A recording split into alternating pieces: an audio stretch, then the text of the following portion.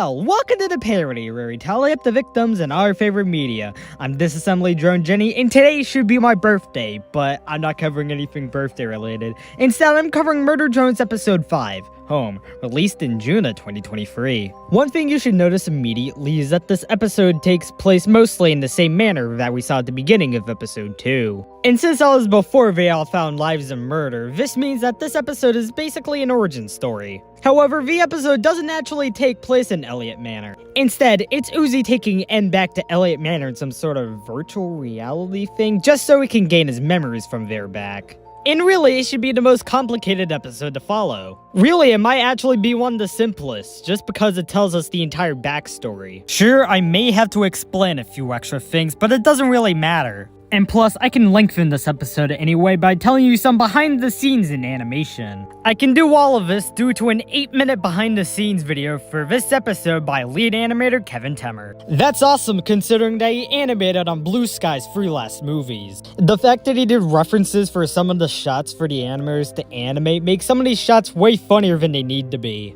You just remembered that they referenced these off of a guy. I can also properly explain more about the zombie drones this time. And what should be the obvious if you watch over kill count is the sheer amount of kills that could be in this episode. Counting just the beginning of this is going to be a nightmare since there is not a finite count of worker drones that could be there. But also, this makes up for it. If there's a whole lot of bodies, could this potentially get a new kill count champion? Or will it just be the champion for murder drones?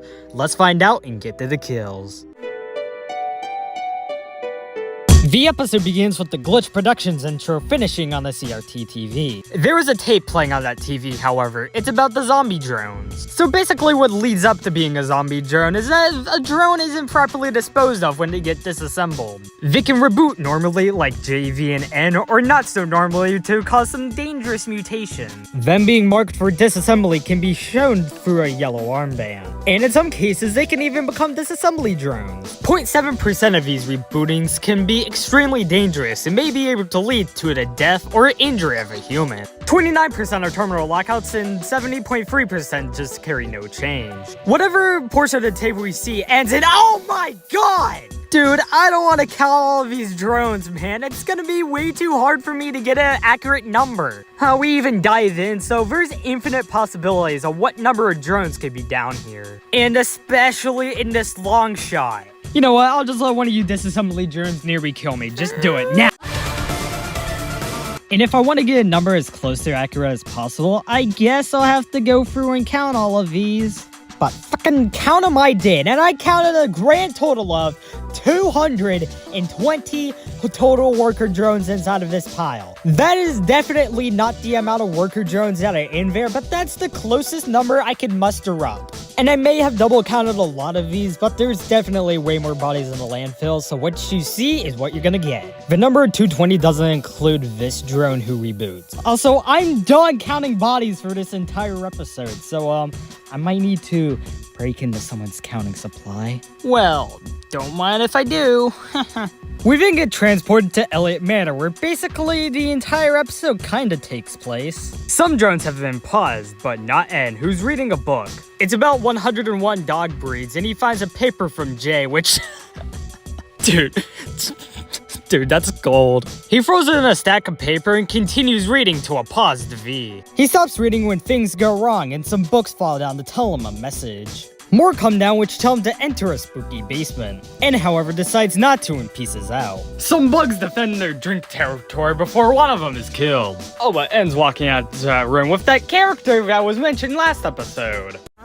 Yep, that's her right there. In actuality, N doesn't realize the facade that Sin is hiding under. We can actually see the actual bit of her when N walks in. Speaking that true form, it looks a lot like the Eldritch J we saw in episode 2. Initially, N declines Sin's gala activities, but some blood on that pan and Sin's doggy eyes or something convince them that it's worth it. They walk in to see some worker drones and some silhouette guys. And it appears the silhouette guys are also capable of killing worker drones when one gets a fork in the face. At another table, Tessa is explaining her concerns to Jay. But however, that does get stopped very quickly. With the characters are only black silhouettes, they're limited to only eyes in the black shape they had. That means that they had to make the character expressions by using just their eyes and the body. When N comes in, Tessa starts swinging around in some sort of excitement. For this part, Kevin tried making him feel like a ragdoll, which can very obviously be seen in the final product. And sees more basement warnings from someone named DarkXWolf17. There are immediate signs of disappointment, however, when Tessa finds Sin, who's apparently been locked in the basement on several occasions. It gets even worse when Tessa's mom, Louisa, comes in. For this scene, there had to be a contrast between Louisa and Tessa's body language.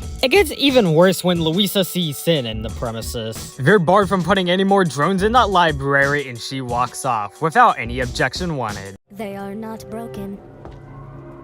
Ah, Sin, you made it worse! And stands up for her, claiming that he told her to say that. I don't know what good that could have caused, considering that you're now condemned to eternal pecking by crows. Beside him there is a long-dead worker drone. Well, there he does some stuff with sticks and accidentally gets thrown up in the air to another crow. Oh, but the crows lost their sticks, so now they're going to eternally peck N to death. The pecking goes on for a while until one magical crow appears. Oh, and the shadow is an absolute sulfur symbol! That's because this crow has been taken over with purple eyes. That's actually because Uzi took over this one. Back at the manor, Tessa, Jay, and Sin have been locked in a room. Throwing some of these toys reveals a bug, which Sin destroys with the Absolute Solver. Note, Sin is actually the very first drone confirmed to have the Absolute Solver. Speaking of Sin, here she is now, in a creepy Eldritch sort of form, like Jay in episode 2. I guess the Eldritch form just runs into everyone who's lived in the manor, because I don't think this might ever happen to Uzi or Doll. She exposes her creepy camera form and gets out of there. For this scene, Kevin wanted to push her creepy puppet-like nature. Well, shit. Outside, Ed and Bird Uzi are having a chat. Uzi explains to Pastan that they're going to regain back his memories because in the future, he's passed out at Uzi's house and is going to have all of his memories removed. So y'all better get to that spooky basement in Elliott Manor. Birdsea, as named by the animators, had a mix of bird-like behavior and Uzi behavior, which comes out more when she talks. Since she was designed to be realistic, it was difficult to get facial expressions, so they relied on her body language. Kevin also animated a whole bunch of bird cycles so that other animators could use those in their shots. They wanted the cycles to be as good as possible because they wanted it to look good from multiple angles. He found reference from animations and online videos, but he also got blessed with some real-life references. On their way there, she magically shuts down. Khan comes in and interrupts, strangely enough, in the only episode where he doesn't talk about doors so far, to comment that Uzi doesn't regularly have friends over. A bit later, Uzi and N are in the manor and greeted with a sight. In one of the best shots of the entire series so far, a worker drone is revealed as dead and being put up as some sort of mantle or something. V is over the basement entrance, so they quickly devise a plan just to scoot her over a bit. It works entirely in their favor, but then they realize that Jay has the keys. And that's when V has another transformation. She's now some sort of Eldritch thing? For this shot, he had to hold back on making the character do something entertaining. There was also the challenge of figuring out how to make Birdsea move on N's head. And for the transformation, it was covered with a lightning strike. The only things that are really different are slight hair, slight clothes, and her hand. Birdsea also lays an egg in this scene. They only needed to animate reactions for the egg flying out since that was already animated in layout. There were also ways Bidsea could react to N's movement. In their room, Tessa and Jay are still locked up. But eventually, Jay manages to bite off the chain with her teeth. Holy shit. And it appears they started at the right time because the gala has begun. They sneak over and accidentally almost knock down a thumbnail shot. Jay takes a Kevin Tever revolver and Tessa takes a sword, which she used in episode 3. Ah, come on, why'd you swap that? And warns them to get down, idiot! Those are actually V's glasses, as is revealed in this shot, and it's also revealed that she's been lurking on the ceiling. Alright, so these are your friends, and hey, Birdsea, why not go snatch that key from Jay? Then starts the fight scene with V, Jay, Tessa, and like everyone. V makes herself a jump scare and gets the key out of Birdsea's mouth, and then almost gets it before a sword goes into her hand and some other stuff is thrown. V throws a sword at N, but Jay comes in and saves him and goes after V with the sword, causing a fight which James might be a bit mad about. It was a bit tricky animating this shot for Kevin, but he had to do some camera cheating. To get the up-close running shot, he had to stretch out Jay, making her a lot longer than she actually is. It turns out they got out just fine. What are not fine are 5 worker drones that can be seen dead as Ann and Uzi walk down the hallways. And 3 of those are babies? At least they can unlock the basement where, surprise, Eldritch Sin is waiting for you. She also killed Birdsey, which I'm not gonna count because it's a bird and Uzi is technically still alive. Before N can be added to the total kill count for the series a third time, Uzi hacks Eldritch Sin's thing and just, like, she turns into the camera shit, lol. N is still dragged down into the basement instead, where we can see, oh, come on. I'm gonna steal from another Dead Meat fan to get my total, and there's about 39 bodies down here in total. I mean, there could be some double-counted corpses, but I eliminated the possibility of there being any consistent rules here like ages ago, like when we saw that landfill, so, you know, just let me have this one, okay? Fan cover this sweet origin story before Uzi gets kicked off of her thing yet again. That's because Daw has come back and is now invading Uzi's home. And yes, back in episode 3 when I counted her, I knew that she was gonna come back to life. Gotta count some shit for fun, you know? Although pause, that body stuck behind that glass, I'll count that since I don't think it's among the 39. Eventually, Sin comes back to that camera because Uzi had to get off it because of Doll's invasion. Now we're getting ready for a memory wipe. Over somewhere else in the manor, the gala has begun. Although the gala is cut short by Sin teleporting in there to show everyone what she actually really looks like. Before anyone can react, Tessa and Jay break in to announce that they're gonna kill everyone. Well, not exactly everyone, but you know. Everyone literally gets thrown out of the way so Sin can have her ultimate moment. That causes Sin to get a bullet shot at her. With James and Louisa, he really wanted to play up the acting with them. He also used the motion pad for that flying bullet. Wow, piece of shit, you really thought the bullet would do anything? And wow, you're throwing cups at me now? What a piece of shit. Instead, Sin turns off the lights for the entire gala and turns it into a shady yellow. Jay stands creepily still and closes the door so we can see the full, real extent of what Eldritch Sin looks like. She crushes a globe and we hear some screaming off screen. Now I have a couple of things to talk about this scene, but first off, the animation work from Kevin Temmer. If you're tired of seeing his work all over this episode, I'm not sorry for that. I just think it's really cool to see how all of this is animated. Finding out what tactics they use to get some of these shots possible is just so cool. Anyways, back to this scene, he originally had Jay moving more, but Liam Vickers thought it would be creepier if she was just standing still. And for the crushed globe, he's button shape and scaling. And next up, how many people died at the gala? We did see many people there, and we also heard some screaming, signifying that they likely died.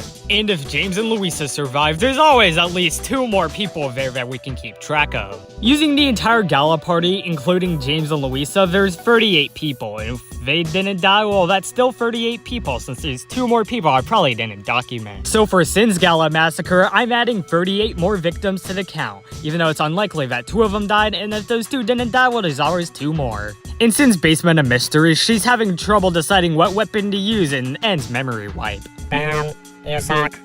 Fuck you, Ann. Meanwhile, in Uzi's room, Doll and Uzi are fighting over the bug. And if some of these shots look realistic, well, as the lead animator, he would sometimes reference himself in some of these shots. He didn't animate these scenes, though. Instead, he filmed reference himself to help other animators out. I love this one. When Aang gets some absolute silver flashes in his eyes, Uzi decides to lose the battle for the bug. There is, however, a short conversation between her and Khan before she teleports away.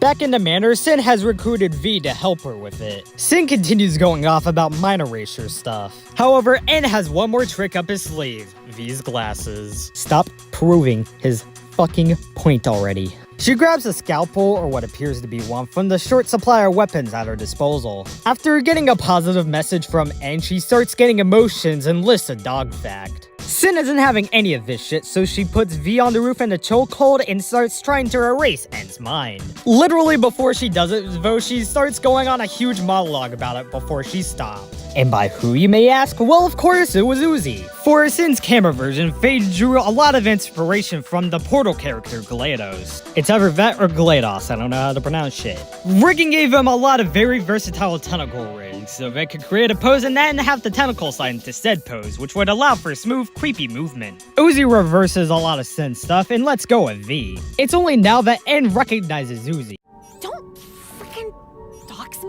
Well, N is positive, V is negative. But hey, at least now they're at their memory regain facility. Uzi turns around, acting like a villain, so V returns the death threat to her. Outside, Doll teleports to a frozen lake. This final scene is on the same frozen lake from Cabin Fever, which means that this is directly outside of Camp 98.7. Doll meets up with Jay and Tessa and gives them her key. Doll wants to go with Jay and Tessa, but they have to do a flying bullet test. They continue journeying through Copper 9, but behind them they see some familiar people. Alright, so now we're done with the entire series now. Well, up until tomorrow, so let's just get to the numbers as quickly as possible. I'm all out of sanity. By my account, there were 306 kills or bodies in Home. The victims included 20 men, 8 women, and 278 unknowns from what I could decipher, giving us a pie chart that looks a lot like episode 1's, except it's more gray. Speaking of which, this is by far the deadliest episode of the entire series and is now in the top 10 of the parody. With a runtime of only 20 minutes though, that left us with a kill on average every 3.92 seconds, the third fastest on the parody. I'll give Amethyst Flamethrower to that guy on the mantle. That was some epic shit. As for Broken Pistol, it's gonna go to the hardest thing I've ever had to count on the parody so far. You know, the entire landfill. What were they thinking about that? I mean, it's cool imagery, but jeez, that's just a lot. And that's it. Murder Drones Episode 5 Home was released in June of 2022, and as of today, August 17th, is the most recent episode. Tomorrow, Episode 6 comes out, and I'll be covering that next Friday, after I cover pregame on Sunday. But until then, I'm Disassembly Drone Jenny, and this has been a parody. Thanks a lot for watching this parody. I was not expecting for this to become the longest Murder Drones kill count, but what else are you supposed to do with this? There's a bunch of behind the scenes info and a bunch of kills. And speaking of production info, I've been recording the majority of this in a car for at least the past few hours, and by the end of it, like right now, I am sweating my ass off and I need to clean myself. This was another kind of recording misery I don't ever want to do again. Yeah. So, as you all know, pregame, Sunday, episode 6 of Murder Drones, this show, Friday. You got that? Thanks for watching.